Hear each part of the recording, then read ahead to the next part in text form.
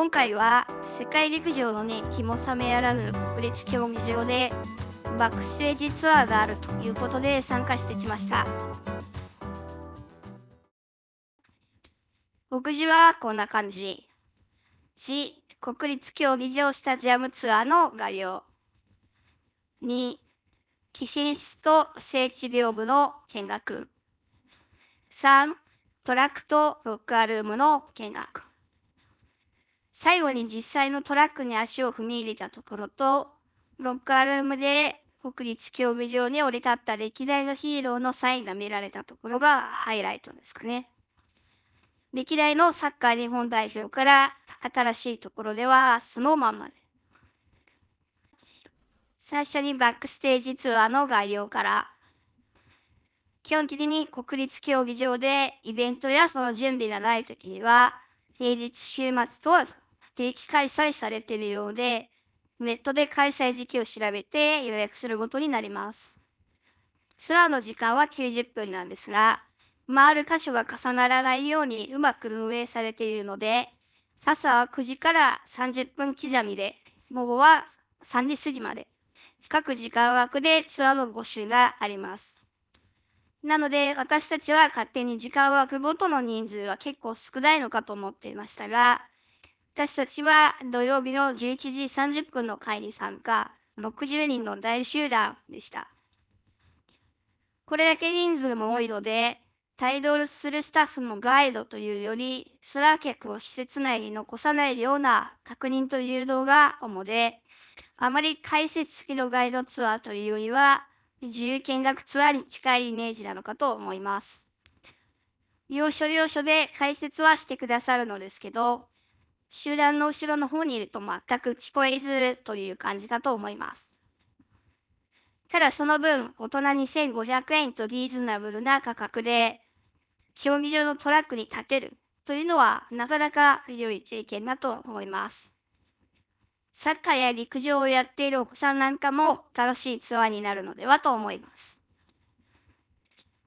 ツアーは最初に300番台のカメラ席に上がって、競技場全体を俯瞰してから、特別な通路を通って貴賓室を体験。スタンドの特別シートも体験した後、2階に降りて VIP ラウンジを見学。その後1階に降りて、競技場のトラックとノックアレも見学して終わるという段取りになります。順番に動画と写真を見ていただきながら説明していきます。まずはカメラ席からの眺めです。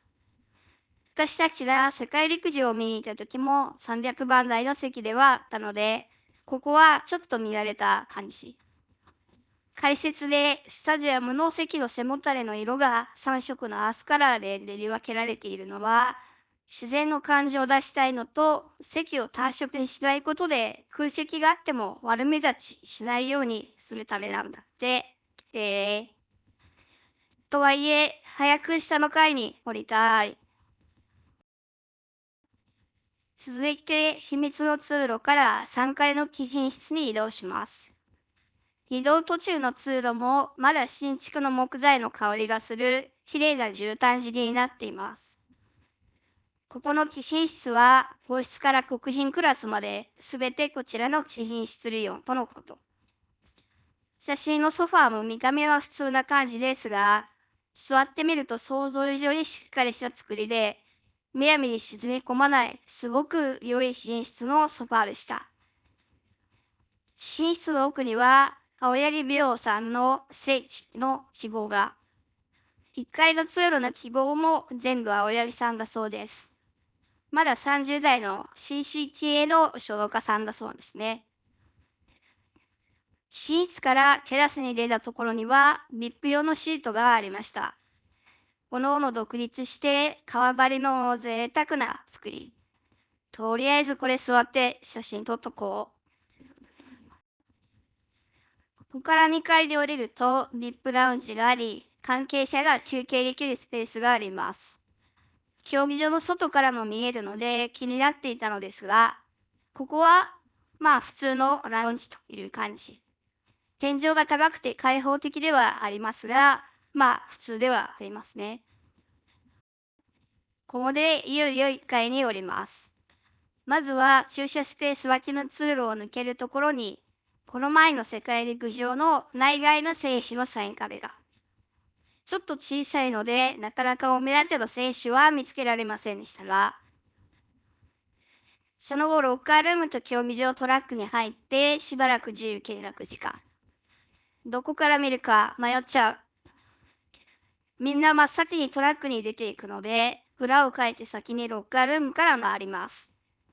道下側のロッカールームで見つけた壁のサインには、ラグビーの日本代表と、バルサとかレアルのサインがありましたかね。ホーム側のロッカールームは、シャワールームとか、医務室、マッサージルームも公開されていて、なかなか面白い。ロッカーの奥の通路には、スノーマンのサインが特別展示のような感じになっていました。ロッカールーム間の通路には、1964年とこの前の東京オリンピックの表彰台があって写真が撮れます。あとは通路のあちこちに歴代のサッカー日本代表のサイン入りユニフォームが飾ってありました。最後にトラックに出たのですが、残念ながら区分けされたトラックの一部に出れるだけで、トラックを一周することはできませんでしたが、なかなか立てない場所で良い体験ができました。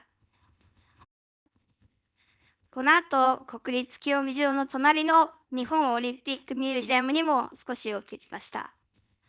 館内動画撮影は禁止とのことで、一部写真のみですが、歴代の夏季冬季オリンピックの聖火トーチのレプリカが一斉展示してあって迫力がありました。競技の体験施設もあるので、興味ある方はぜひ。ボルトが世界記録を出した時のスピードで、自分の横でフォロー映像が走ってくれる展示があったのですが、これが尋常じゃない初速。何が通り過ぎたのという感じ。国立競技場のスタジアムツアーいかがだったでしょうか。来年からは MFG がネーミングライツを取ったので、また少し違う感じになるのでしょうか。付近のカフェや公園も休日の散歩やデートにぴったりなので、ぜひ一度行ってみてはいかがでしょうか。それではまたね。